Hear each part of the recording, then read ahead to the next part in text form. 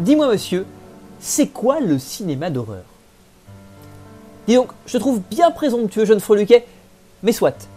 Quand bien même ta démarche me semble cavalière, je m'en vais de suite t'expliquer ce qu'il en est. Tu sais quoi? Je m'en bats les couilles, je vais plutôt répondre à cette question. Qu'est-ce que le cinéma fantastique?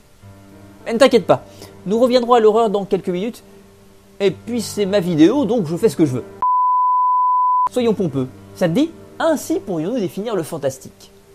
Il est une forme artistique et littéraire qui reprend, en opérant un mouvement de laïcisation, les éléments du folklore traditionnel et du merveilleux, et qui met en évidence l'irruption de l'irrationnel dans la vie individuelle ou collective.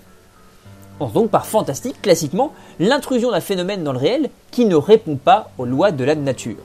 Le fantastique va donc s'immiscer progressivement, insidieusement dans le réel le plus rigoureusement terre-à-terre, et plus il le sera, plus la plongée dans le bizarre sera terrifiante. Celui-ci va se trouver peu à peu contaminé par l'étrange. Il semble dès lors intéressant de s'attarder sur un concept freudien qui illustre à merveille l'inquiétante étrangeté.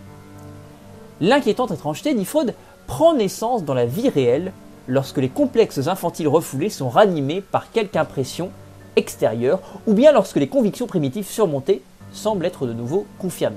C'est de la normalité la plus confondante qu'elle va jaillir, mais avec discrétion. L'inquiétante étrangeté est une expérience. L'expérience de ce presque rien qui va incliner la réalité commune de manière presque inaudible, et c'est de ce quasi-silence que la peur va se repaître. Pour qu'il y ait inquiétante étrangeté, il faut donc ressemblance avec le réel. Et c'est parce qu'il y a ressemblance et non identité qu'il y a malaise, car c'est de l'infime différence que jaillit la peur. L'identité rassure, puis ennuie, tandis que la ressemblance, pourtant proche de l'identité, produit des effets radicalement inverses. L'inquiétante étrangeté fait appel au double et non au clone. Le clone s'illustre clairement alors que le double garde cette part d'indéterminé. Le double entretient la crainte constante qu'un jour la ressemblance se brise pour révéler la nature monstrueuse et terrifiante. Une figure comme le zombie témoigne de cette inquiétante étrangeté. Il est à la fois tellement proche de nous et en même temps révèle une différence. Ainsi, dans la première séquence de La Nuit des Morts Vivants de Romero, l'homme qui erre en fond de plan et qui se révélera plus tard être un zombie affamé est la figure même de l'inquiétante étrangeté freudienne. En effet, Romero le garde à distance. Il est presque un figurant banal qui vient, tout comme Johnny et Barbara, rendre hommage à un défunt. Cependant, sa démarche semble maladroite. Il titube presque l'étrangeté discrète s'immisce. Cependant, par sa mise en scène, Romero le condamne à n'être qu'un phénomène banal du quotidien, et c'est de ce quotidien que va naître l'horreur.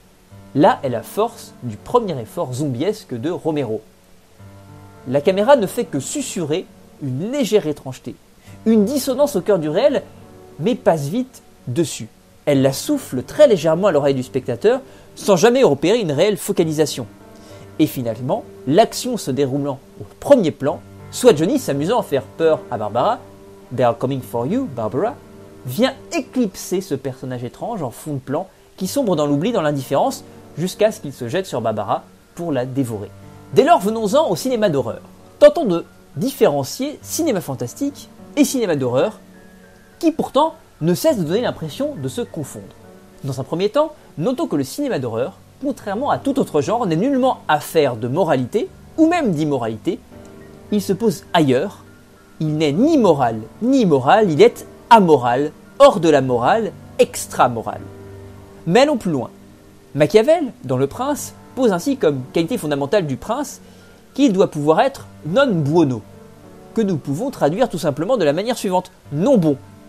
Mais par non bon, nous n'entendons pas mauvais, mais non moral. De même, non moral ne signifiant pas immoral, mais amoral. En ce sens donc qu'il doit pouvoir être au-dessus de la morale ordinaire. C'est donc grâce au fait qu'il doit pouvoir être au-dessus de toute morale qu'il peut exercer pleinement, au mieux, son rôle politique. C'est ce qui confère au cinéma d'horreur son discours éminemment subversif et politique, bien plus pertinent parfois que nombre de films qui se réclament en avoir un. L'assaut par exemple le plus célèbre du chef-d'œuvre de John Carpenter, Halloween, sorti en 1978, donc, qui est l'œuvre matricielle qui a brillamment, si vous voulez, fixé les bases et les codes du slasher américain. Alors bien sûr, après Bob Clark et son Black Christmas, après Le Voyeur de Michael Powell, Carpenter a tout, si vous voulez, structuré, n'est autre que le non moins célèbre Vendredi 13 de Sean S. Cunningham, sorti en 1980. Il est un de ces nombreux exemples qui, soumis au prisme d'une lecture psychologisante, a subi les critiques relativement assassines lui reprochant un discours moralisateur propre à exciter n'importe quelle bigote en manque de légitimité. Des adolescents en pleine poussée d'hormones se réunissent dans un centre de vacances abandonné et se font massacrer de manière diverse et variée, un par un tueur mystérieux. Certains y superposent donc la lecture suivante, parodie d'ailleurs dans Scream de Wes Craven en 1996, la virginité est un rempart contre le mal. Code que nous pourrions autrement intituler Death by Sex, puisque seule l'héroïne, vierge, en réchappe. Une lecture somme toute propre à flatter le puritanisme le plus nauséabond, mais il n'en est rien. Il s'agit tout simplement d'une convention arbitraire mise en place par John Carpenter dans Halloween, 2 années plus tôt, qui n'émet aucun jugement de valeur, mais jalonne le genre. Au plus, au lieu d'y voir l'expression de la révolution conservatrice contre la révolution sexuelle, nous pourrions parfaitement prendre le problème à l'inverse. Chez Carpenter, Michael Myers est une instance purement abstraite, il est une absence de personnage, une idée, il est un concept. Carpenter introduit le mal à distance, il est une silhouette omnisciente, omnipotente, d'où la dimension profondément structuraliste de son cinéma. Dès lors, Michael Myers se fait l'allégorie de l'oppression sociale pesant sur une bourgeoisie gangrénée, détruisant, au sens propre, ces pauvres jeunes représentantes. Le tueur n'apporte donc pas le châtiment à ses ouailles, ayant commis le péché de luxure, mais se fait l'incarnation de la société, rejetant en bloc les évolutions et la libération des mœurs. Donc le film d'horreur est amoral, au sens où il ne répond pas aux critères de la moralité ordinaire, il déclenche chez son spectateur l'abject, ce qui fera vaciller les fondements de la civilisation. Dans un second temps, et c'est à plus forte raison, parce qu'il est le genre esthétique par excellence. Abstraction faite d'un quelconque contenu moral, il ne fait que mettre en scène des faits sans toujours leur donner de raison, de justification, ce qui aura pour conséquence qu'il est accusé et condamné de par sa violence que nous considérons comme gratuite, de par le fait qu'il montre trop, là où finalement la monstration n'est pas nécessairement un mal.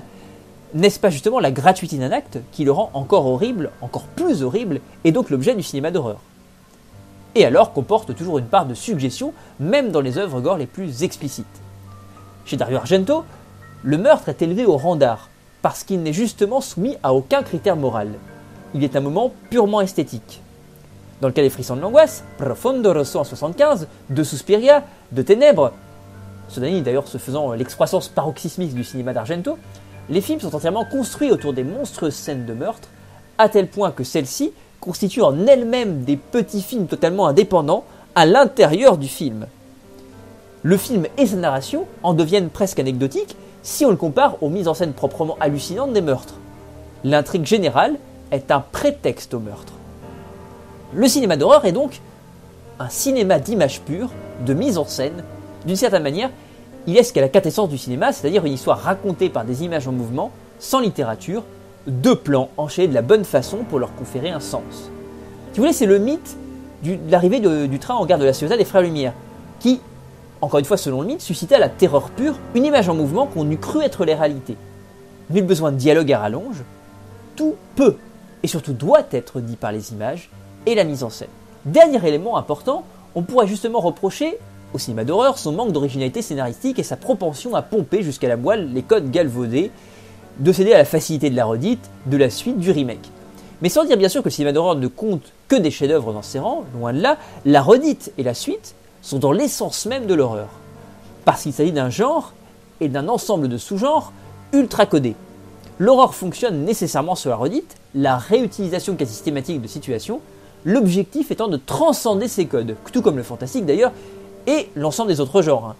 Comme chez Argento, c'est le suspense qui précède les meurtres, et les meurtres en tant que tels qui font le film. Le respect des codes du genre, si l'on a affaire à une œuvre qui se veut classique, respectueuse, référentielle, déférente, crée l'intérêt de l'adepte. La transgression, voire la transcendance de ces codes, et la mise en scène font partie de l'originalité et le suspense. Et pour revenir à la question de la suite, le cinéma d'horreur n'a en réalité pas de fin. On dirait que c'est un genre non téléologique. Il n'a ni terme, ni but. Le croque-mitaine qu'on croyait mort disparaît lorsque les premières notes du générique retentissent, prêts à perpétrer de nouveaux méfaits sanglants. Il n'y a jamais de résolution et le film ne tend vers aucun but. La situation initiale est quasi la même que la situation finale. Le cinéma d'horreur, dès lors, et je le répète, se refuse à toute téléologie. Ainsi, les rescapés du centre commercial du zombie de Romero fuient, mais l'armée des morts ne cesse sa marche, l'invasion continue. Enfermé dans un hôpital psychiatrique, Norman Bates sourit au spectateur. Les traits cadavériques de sa mère apparaissent, et elle reviendra. La peur ne cesse pas, bien au contraire, elle est en devenir. La peur est toujours la peur de quelque chose qui va m'arriver, comme le pose Wittgenstein, et non de quelque chose qui m'arrive. C'est lorsque l'objet de la peur apparaît, s'actualise, qu'il cesse de faire peur. C'est l'objet de la peur en puissance qui suscite la peur. En d'autres termes, l'appréhension est la somme de toutes les peurs.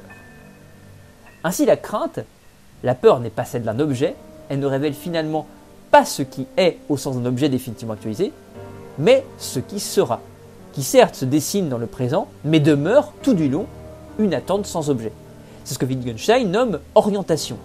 Elle apparaît dans le présent, nous montre une direction qui suscite la peur sans pour autant en révéler le but ultime qui, s'il apparaît, annihile définitivement toute crainte. Le futur apparaît comme menaçant parce qu'il n'est jamais dévoilé totalement. La peur consiste à ce titre en des idées, tout comme l'espoir, tel que Wittgenstein le définit, et ne se voit pas. Elle se remarque, au sens où celle-ci est affaire de subjectivité et se vit par procuration à la loupe d'une subjectivité incarnée par le protagoniste de longues séquences d'angoisse placées sous le signe de l'attente d'un futur, d'un danger imminent, d'une forme d'horizon tellement proche et en même temps tellement éloigné vers lequel nous tendons, car nous sommes mis sur sa piste dans le présent, mais qui ne cesse d'être un futur terriblement indéterminé. Au final, ce qui fait la différence fondamentale entre le cinéma d'horreur et son très proche cousin le cinéma fantastique, c'est que le cinéma d'horreur, si vous voulez, a pour parti pris de suspendre l'action au profit d'une situation bloquée. Dès lors, il y a ce qu'on appelle une dilatation du temps perçu par rapport au temps vécu, qui sera la même du début, donc la situation, comme à la fin. Le cinéma d'horreur, au même titre que le cauchemar, se répète, fait du surplace. Les personnages, certes, s'agitent, agissent, mais c'est peine perdue, ils demeurent prisonniers de cette situation.